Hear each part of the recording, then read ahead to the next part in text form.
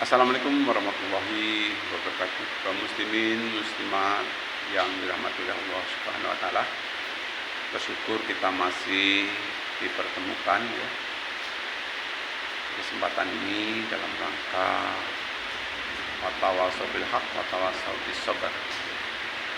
Kita saling mengingatkan dengan penuh kesabaran. Kemudian untuk berikutnya salawat dan salam semoga tetap tercurah pada junjungan Nabi besar kita Muhammad SAW yang senantiasa kita nantikan syafaat ataupun pertolongannya kelak di yaumul kiamat. Amin ya rabbal alamin. Kaum muslimin muslimat yang dirahmati oleh Allah Subhanahu wa taala, sedikit akan saya sampaikan berkaitan dengan amalan baginda Rasulullah SAW dalam kesehariannya. Ada beberapa amalan yang diantaranya Rasulullah SAW senantiasa melaksanakan qiyamul lail, yaitu sholat malam ataupun sholat tahajud.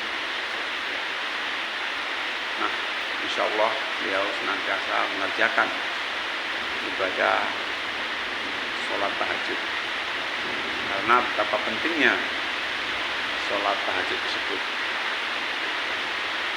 Dalam kitab suci Al-Quran, Allah pun menegaskan, hendaklah engkau melaksanakan sholat tahajud sebagai sholat tambahan. Mudah-mudahan Allah akan mengangkat derajatnya. Inilah perintah daripada Allah Subhanahu wa taala. Selain dari sholat tahajud, Rasulullah SAW senantiasa juga amalkan ibadah sholat duha. Beliau mengamalkan sholat duha. Bisa dilaksanakan satu salam, 2 rakaat, 1 salam. Bisa juga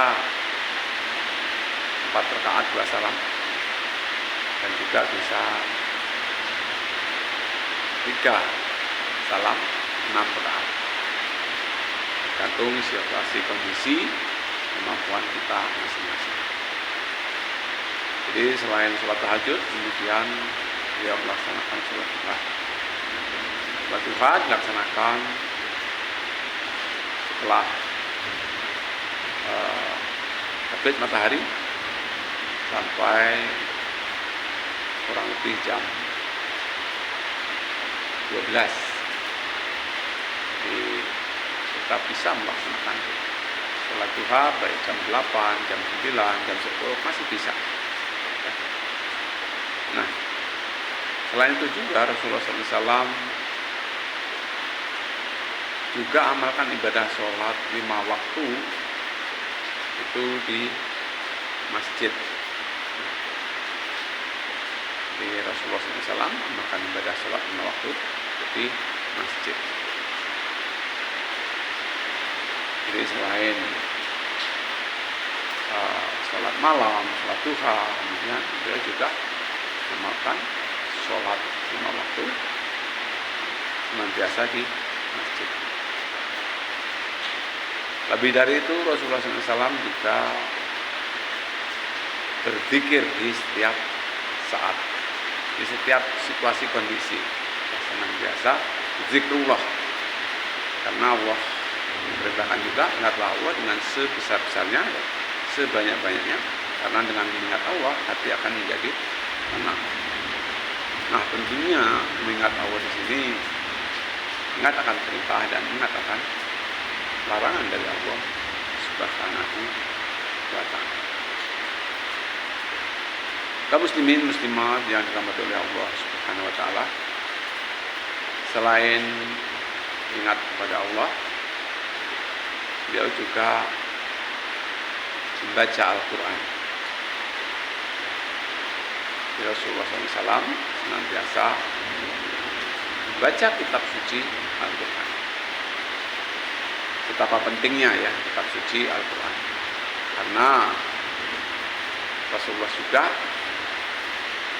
berpesan, aku tinggalkan dua perkara kepadamu, yang apabila kamu berpegang teguh kepada dua perkara tersebut, maka kamu akan selamat untuk selama-lamanya. Dan dua perkara yang dimaksud oleh Rasulullah SAW adalah Al-Quran dan Al-Hadis. Kita ketahui bersama bahwa Al-Quran itu adalah firman daripada Allah Subhanahu wa ta'ala. Sedangkan Al-Hadis adalah sabda daripada Rasulullah Sallallahu Alaihi Wasallam. Insya Allah panjang hidup kita kalau kita berpegang teguh kepada Al-Quran, pada Al-Hadis, insya Allah kita akan peroleh keselamatan baik kita di dunia ini maupun di akhirat kelak. Kaum muslimin muslimat yang dirahmati oleh Allah Subhanahu wa ta'ala, di samping itu Rasulullah SAW juga dalam kesehariannya bersedekah. Sebenarnya katanya bersedekah ini soal besar atau kecil, bukannya suatu hal yang prinsip, tetapi istiqomah kita di dalam bersedekah. Mari kita sama-sama dalam keseharian kita berusaha untuk bisa bersedekah. Kalaupun toh tidak mempunyai apa-apa pun, ya kita pun bisa bersedekah, karena termasuk tersenyum pun kata Allah, kata Rasulullah SAW, itu merupakan salah satu sedekah. Jadi kita berusaha setiap harinya kita bersedekah. Dan untuk selanjutnya, biar Rasulullah SAW senantiasa menjaga wudhunya, dia nggak lepas dari wudhu. Jadi dengan berwudhu, insya Allah sebangsa jin, setan, iblis dan sebangsanya ya mudah-mudahan dijauhkan oleh Allah Subhanahu wa ta'ala, karena kita dalam keadaan menjaga wudhu. Itu beberapa hal amalan daripada Rasulullah SAW yang bisa kita sentuh lah dalam kehidupan kita sehari-hari. Mudah-mudahan Allah Subhanahu wa ta'ala akan memberikan kekuatan lahir, kekuatan batin kepada kita, sehingga kita mampu untuk mencontoh baginda Rasulullah SAW secara kafah, secara benar. Bahkan mudah-mudahan kita juga bisa amalkan apa yang terkandung di dalam kitab suci Al-Quran. Banyak sekali perintah-perintah daripada Allah Subhanahu wa ta'ala agar kita ini menjadi orang yang beriman, agar kita ini menjadi orang yang bertakwa. Bahkan kalau kita perhatikan salah satu ayat di dalam kitab suci Al-Quran, ya, Allah perintahkan inna akramakum indallahi atqakum. Sesungguhnya orang yang paling mulia di hadapan Allah adalah orang yang paling mulia, yang orang paling takwa di antara kita. Jadi sesungguhnya orang yang paling mulia di antara kita adalah orang yang paling takwa. Tentunya kita tidak mengetahui siapa di antara kita yang paling takwa. Tetapi mari kita berlomba untuk fastabiqul khairat, mencari bekal untuk kehidupan di akhirat, tanpa mengesampingkan kehidupan di dunia. Kata Allah, untuk kampung akhirat, tetapi jangan kau lupakan akan duniamu. Jadi kalau kita menuntut kampung akhirat, insya Allah dunia sebenarnya akan kita secara otomatis ya akan kita peroleh. Tetapi kalau kita hanya mengejar dunia, belum tentu ya akhirat kita dapat.